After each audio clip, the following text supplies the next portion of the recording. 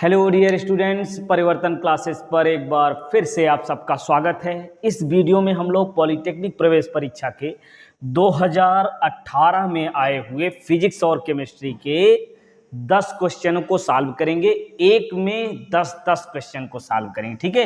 एक ही प्रश्न में कई प्रश्नों को हम लोग सम्मिलित करके पढ़ेंगे। तो चलिए पहला प्रश्न देखते हैं। एक गतिमान पिंड समय के वर्ग के अनुक्रमानुपाती है। अनुक्रमानुपात में दूरियां तय कर रहा है, तो पिंड का त्वरण क्या होगा। ठीक है, क्या पूछ रहे हैं, पिंड का त्वरण कितना होगा। अब समझिए त्वरण बराबर क्या होता है, प्रश्न समझ में आया। पिंड में ये जो गतिमान पिंड समय के वर्ग के अनुक्रमानुपाती दूरियां तय करता है ना, तो त्वरण बराबर क्या होता है, वेग परिवर्तन बटे समय। ठीक है, अब वेग परिवर्तन, ये वेग बराबर क्या होता है, विस्थापन के लिए या दूरी बटे समय। अब समय जो है कितनी बार नीचे आ गया, एक समय ये वाला, एक समय दूरी बटे समय करके जब हमने लिखा वेग को तो ये मिल गया। चलिए फिर से समझिए, वेग को हम लिख दे रहे हैं दूरी बटे समय। ठीक, यहाँ एक बार समय और है तो स्क्वायर हो गया। अब यहाँ से देखिए ये मिलेगा क्या हमको, दूरी बराबर क्या मिला, क्या पूछा जा रहा है, तय कर रहा है, तो पिंड का त्वरण जो है ये क्या होगा। तो दूरी बराबर देखिए यहां से क्या मिलेगा, त्वरण गुणे समय का स्क्वायर। ठीक, यही मिला ना। अब कह रहे हैं कि दूरी समय के अनुक्रमानुपात में, तो यहां से मिलेगा क्या भाई, दूरी प्रोपोर्शनल क्या, अब देखिए प्रोपोर्शनल समय के अनुसार, तो ये क्या हो जाएगा, कांस्टेंट हो जाएगा। तो इसमें त्वरण जो है वो क्या है, नियत है। ठीक, त्वरण नियत होगा। चलिए अगला प्रश्न देखते हैं। अब ये दूसरा समझिए, गोले की त्रिज्या के मापन में त्रुटि 1% की त्रुटि है, तो इसके आयतन के मापन में कितनी त्रुटि होगी। ध्यान से समझिए भाई, त्रिज्या के मापने में 1% की त्रुटि है, तो आयतन बराबर क्या होता है, आपको फार्मूला याद होगा, V = 4/3 πr³। ठीक है, अब जो भी घात है उसी का गुणा हो जाता है ना, जो भी घात है उसका क्या हो जाता है, गुणा। तो ये हमारा मिल जाएगा 3 गुणे, देखिए r में घात है ना, तो r यानी त्रिज्या, तो त्रिज्या में प्रतिशत त्रुटि कितनी है, 1, तो 1 में जो है 1% की त्रुटि आ रही है, घात 3 है, 3 से गुणा कर लीजिए, आपका आ गया 3%, यानी ए वाला ऑप्शन इसका सही होगा। ध्यान से समझिए, यदि क्षेत्रफल में त्रुटि पूछता तो हम क्या करते, क्षेत्रफल होता है πr², r की घात 2 है तो 2 से गुणा हो जाता भाई, तो 2 गुणे 1% है ना, तो कितना आएगा, 2%। बात समझ में आ गया। चलिए एक प्रश्न और इसमें करके हम देखते हैं। यदि कहा जाता त्रिज्या में 2% की त्रुटि है तो आयतन में कितना होता, 2 से गुणा करते भाई, घात 3 है, तो 3 गुणे 2 यानी 6% आ जाता भाई। और क्षेत्रफल में त्रुटि यदि निकालना होता तो 2 घात है और 2% त्रुटि है, तो 4% की ये त्रुटि आ गई। ठीक, चलिए अगला प्रश्न अब देखते हैं। इसके बाद, एक बल को 4 गुना तथा तल के क्षेत्रफल को आधा कर दिया जाए तो प्रारंभिक दाब और परिणामी दाब में अंतर कितना होगा। देखिए प्रारंभिक दाब हम यहां लिख ले रहे हैं P = F/A। ठीक है, और बाद में जो दाब मिल रहा है, चलिए पहले दाब P1 कर ले रहे हैं, बाद में दाब जो हो रहा है वो बल को 4 गुना कर दिया गया है, तो 4F हो गया बल की जगह, और क्षेत्रफल नीचे लिखना है जो कि आधा हो गया है, तो क्षेत्रफल A माने हैं, तो इसका आधा कितना, A/2 हो जाएगा। अब इसको जब सॉल्व करेंगे तो P2 बराबर 2 से ऊपर गुणा, तो आ गया कितना, 8F/A। ठीक है, अब दोनों दाब मिल गया, अनुपात निकाल लो भाग दे करके भाई, है ना, भाग दे करके हम अनुपात निकाल लेंगे।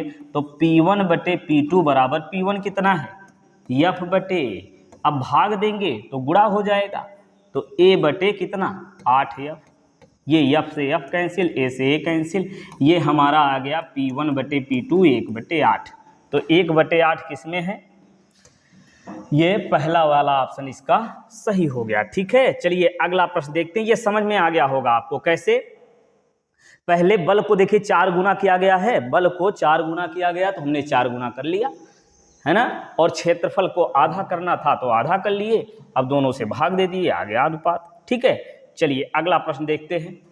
दो ऊंचाइयां H1 व H2, दो वस्तुएं H1 H2 ऊंचाई से एक साथ छोड़ी जाती है। देखिए एक वस्तु ज़्यादा ऊंचाई से छोड़ी जा रही है, एक वस्तु कम ऊंचाई से एक साथ छोड़ी जा रही है।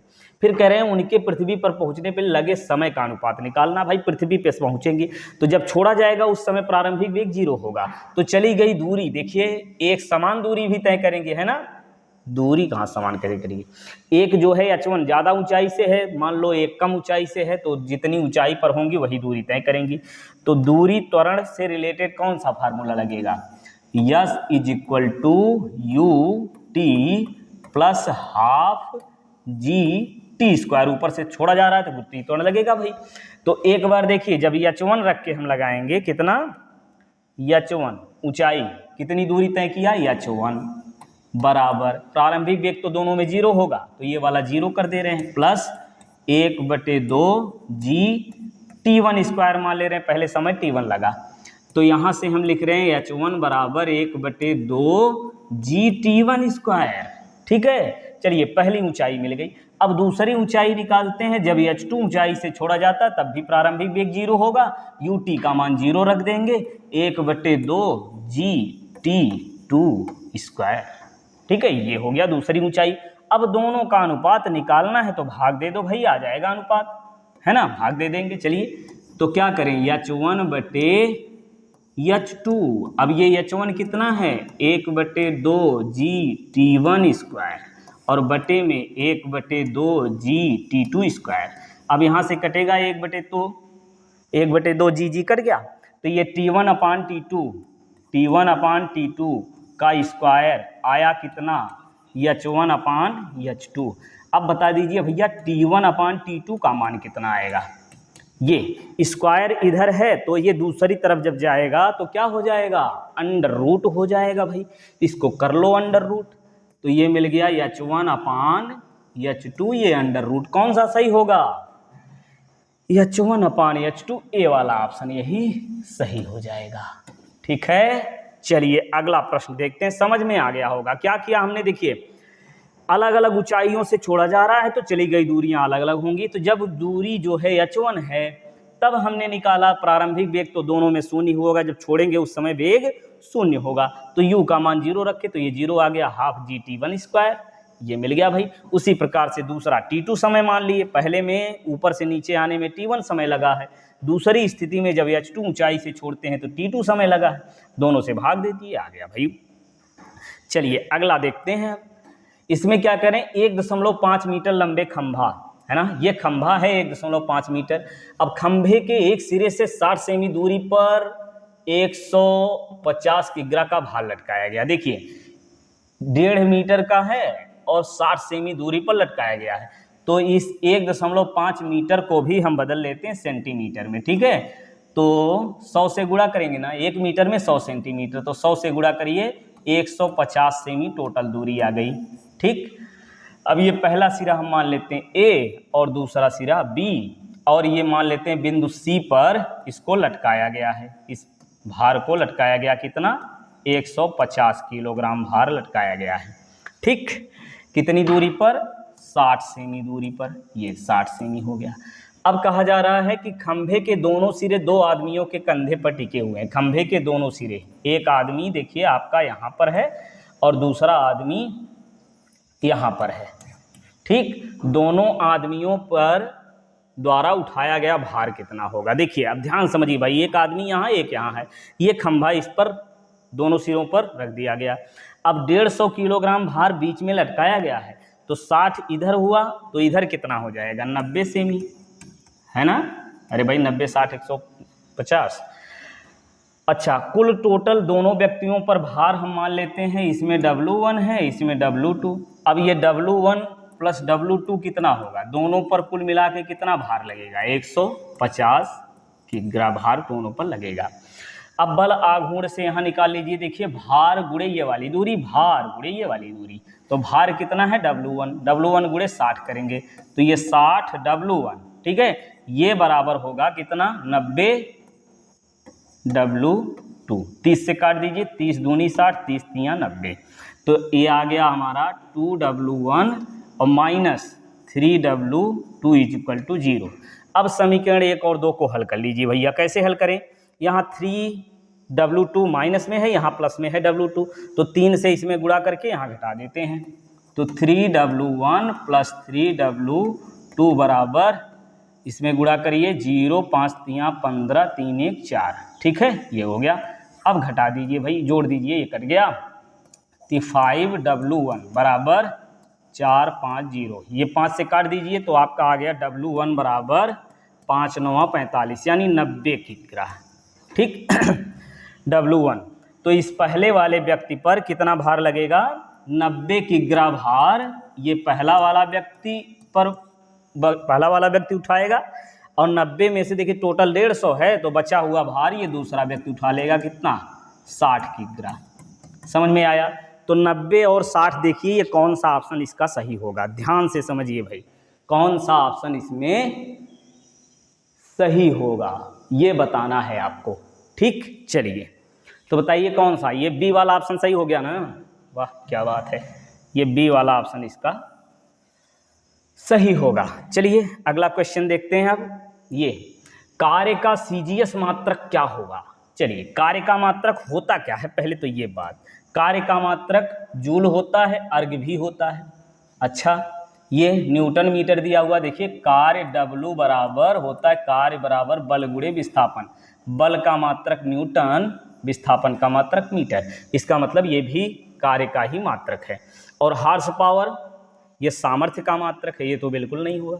चलिए अब देखते हैं सीजीएस और एमकेएस पद्धति। ये जो जूल लिखा हुआ है ये जो है कार्य का मात्रक है एमकेएस पद्धति में, और ये अर्ग जो लिखा हुआ है ये है सीजीएस पद्धति में कार्य का मात्रक, ठीक। तो सीजीएस पद्धति में कार्य का मात्रक पूछा जा रहा है, तो ये बी वाला ऑप्शन इसका सही होगा, ठीक, ये ऑप्शन इसका सही हो गया। अच्छा, अब इसके अलावा एक जानकारी और यही ले लीजिए कि 1 जूल में कितने अर्ग होते हैं? 1 जूल बराबर होता है 10 की घात 7 अर्ग, ठीक। अच्छा, अब दूसरी बात एक और यहाँ समझ लीजिए कि बल का मात्रक क्या होता है भाई? बल का मात्रक होता है न्यूटन, और क्या होता है? डाइन, ठीक। बल का मात्रक न्यूटन भी होता है और डाइन भी होता है। तो न्यूटन किस में होता है? एमकेएस पद्धति में। डाइन किस में होता है? सीजीएस पद्धति में। 1 न्यूटन में कितने डाइन होते हैं? 10 की घात 5। 1 न्यूटन में कितने डाइन होते हैं? 10 की घात 5 डाइन, ठीक, ये आपको याद रखना है, ठीक है। चलिए अब अगला प्रश्न देखते हैं। इसके बाद ये अगला प्रश्न क्या कह रहे हैं? बिजली की एक मोटर एक वजन उठाने में केबिल में 4500 न्यूटन का तनाव बल उत्पन्न करती है, ठीक है। तो इसे 2 मीटर प्रति सेकंड की दर से लपेटती है। मोटर की शक्ति बताइए भैया, शक्ति निकालनी है। शक्ति मतलब P, सामर्थ्य। सामर्थ्य P बराबर हम जानते हैं, सामर्थ्य क्या होता है? कार्य करने की दर को सामर्थ्य कहते हैं, यानी W/T, ये होता है सामर्थ्य। और W बराबर क्या होता है? कार्य बराबर होता है बल गुणे विस्थापन। देखिए कार्य नहीं दिया गया था, समय नहीं दिया गया था, तो इसको तोड़ना ही है, और बटे समय। अब देखिए बल मिला है, बल दिया हुआ है, बल को मत डिस्टर्ब करो। इसके अलावा वेग दिया हुआ है, तो बल ऐसे रहने देंगे, दूरी बटे समय, यही तो होता है वेग, खत्म काम। अब देखिए बल कितना दिया हुआ है? ये बल दिया हुआ है 4500, है ना, रख दीजिए 4500, और वेग कितना? 2 मीटर प्रति सेकंड, तो 45 दूनी 90। इतना सामर्थ्य का मात्रक क्या होता है? वाट। तो 900 वाट तो दिया नहीं, 9000 वाट दिया नहीं, तो इसको बदल देंगे किलोवाट में, है ना। देखिए 1000 ग्राम में 1 किलोग्राम, 1000 लीटर, 1000 मीटर में 1 किलोमीटर, तो 1000 वाट में 1 किलोवाट, तो 9000 वाट में 9 किलोवाट हो जाएगा, है ना। चलिए तो ये कौन सा ऑप्शन इसमें सही होगा? ए वाला, ठीक। बात समझ में आई कैसे लगाया गया? अब देखिए इसमें बल दिया हुआ था और वेग दिया हुआ था, बल और वेग दिया गया था, तो हमने क्या किया? सामर्थ्य को लिख लिया W/T, और W को लिखेंगे बल गुणे विस्थापन, F इंटू डी अपान टी। ठीक है, D अपान टी होता है V का मान यहाँ गुणा कर दीजिए, आ गया भाई। ठीक है, ए वाला ऑप्शन इसका सही हो गया। चलिए अगला क्वेश्चन अब देखते हैं भाई।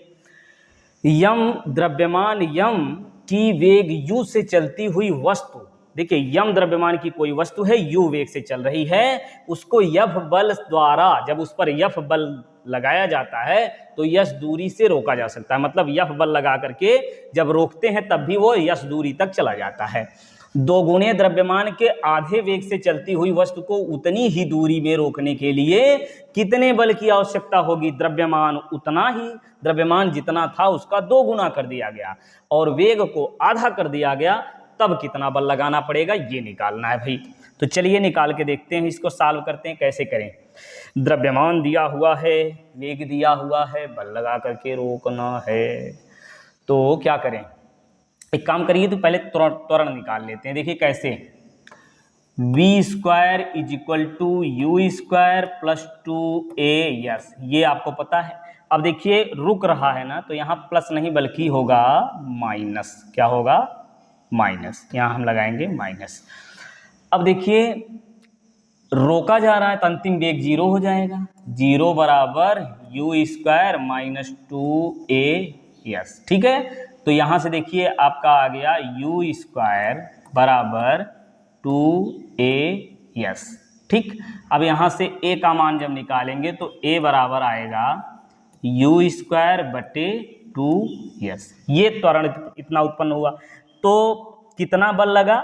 F बल कह रहे हैं लगा, तो ये लगने वाला बल निकाल लीजिए। पहली स्थिति में बल बराबर होता है द्रव्यमान गुणे त्वरण, तो द्रव्यमान यम और त्वरण हो गया यू स्क्वायर बटे 2s। ये लगने वाला बल F हो गया। ठीक है, अब कहा जा रहा है कि 2 गुना द्रव्यमान कर दिया गया, तब कितना बल लगाना पड़ेगा? ये बल हम मान लेते हैं F1। क्या मान लेते हैं? F1 बल लगाना पड़ेगा। अब द्रव्यमान 2 गुना, तो यम की जगह हम यहाँ लिख दे रहे हैं 2m, और वेग को आधा कर दिया गया है तो u बटे 2 हो जाएगा भाई। ठीक, और बटे में क्या लिखना है? 2s।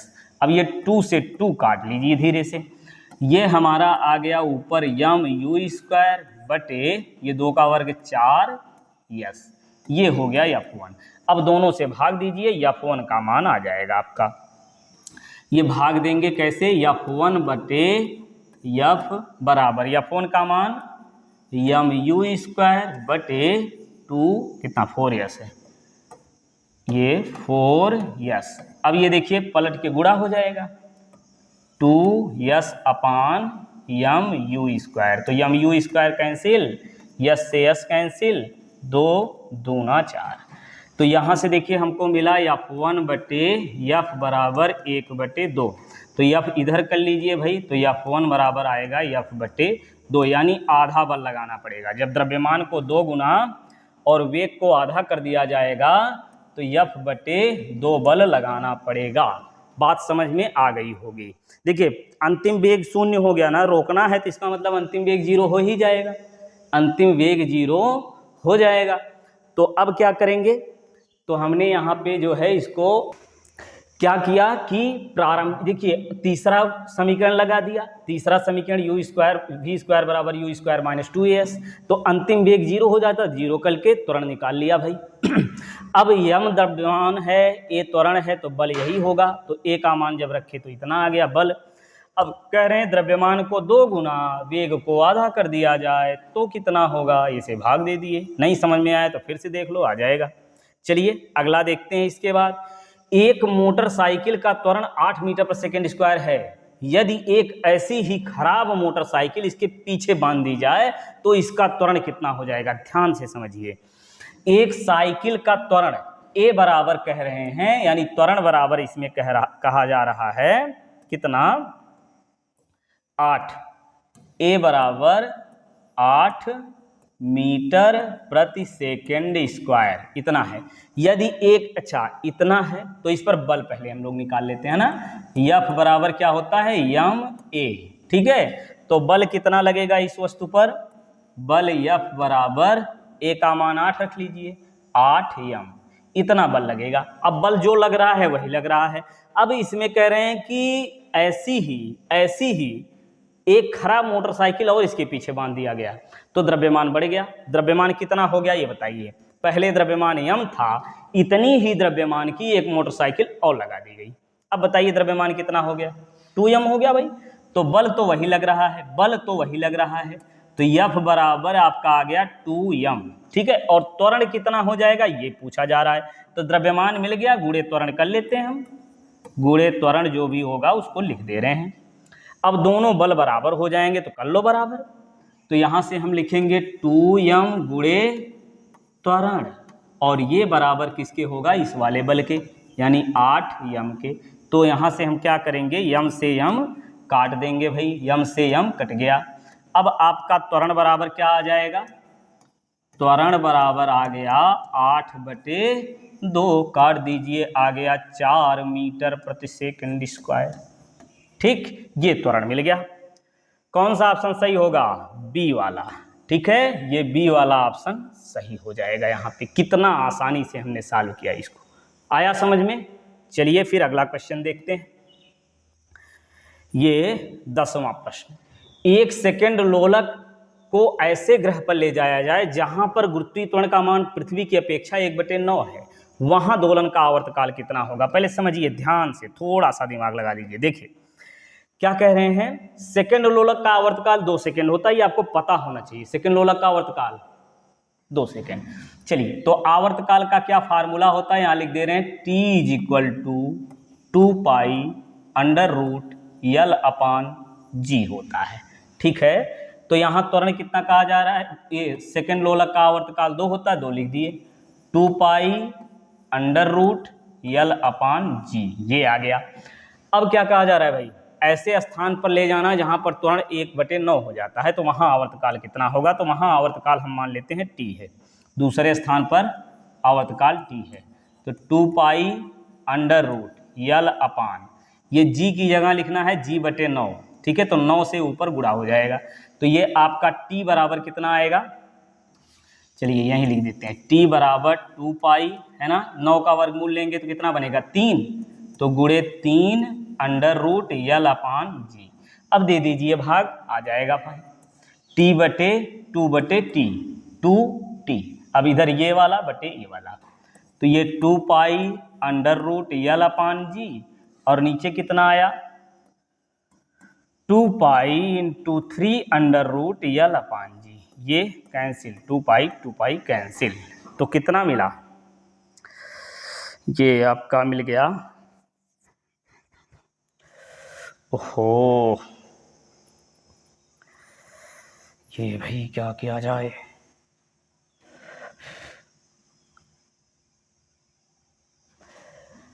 ये g/9 होगा ना, तो 9 ऊपर आएगा, तो ये बाहर आया 3, ठीक है। तो यहां से ये मिलेगा 2/t = कितना मिला 1/3। अब ये गुणा कर लीजिए, t × 1 ये आ गया t, और 3 × 2 आ गया 6 सेकेंड, तो 6 सेकेंड इसका उत्तर हो जाएगा। चलिए, ये बी वाला ऑप्शन इसका सही होगा। इस प्रकार से ये 10 प्रश्न हमने सॉल्व किया अच्छे से। उम्मीद है कि आपको अच्छे से समझ में आया होगा। तो इस प्रकार से 10-10 क्वेश्चन करके आपको वीडियोज मिलते जाएंगे। चलिए पढ़ते रहिए, स्वस्थ रहिए, मस्त रहिए, मिलते हैं नेक्स्ट वीडियो में।